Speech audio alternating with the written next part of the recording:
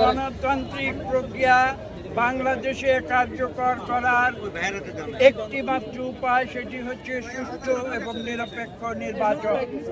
এই সুষ্ঠু এবং নিরপেক্ষ নির্বাচনের মাধ্যমে বাংলাদেশের মানুষের যে ইচ্ছা তার স্পষ্ট প্রতিফলন হতে হবে।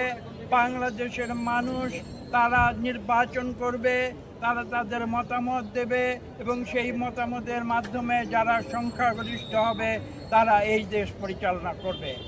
এই বাংলাদেশে মানুষ শুধু আজকে নয়, আপনারা বাংলাদেশের হাজার বছরের ইতিহাস দেখুন, এই বাংলাদেশের মানুষ কখনো জুলুম, অত্যাচার, নির্যাতন সহ্য করে নাই। তারা প্রতিবাদ করেছে এবং তারা স্বাধীনতার জন্য একবার নয় বারবার যুদ্ধ করেছে।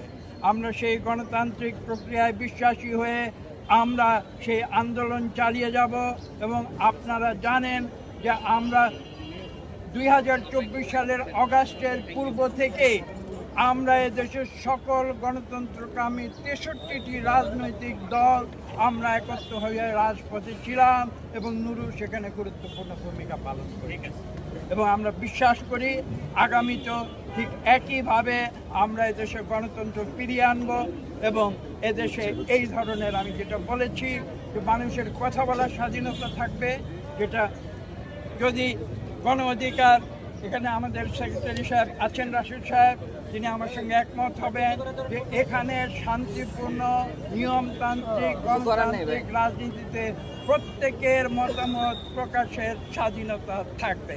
এখানে কারোকে গায়ের জোরে তার মুখ বন্ধ করা যাবে না।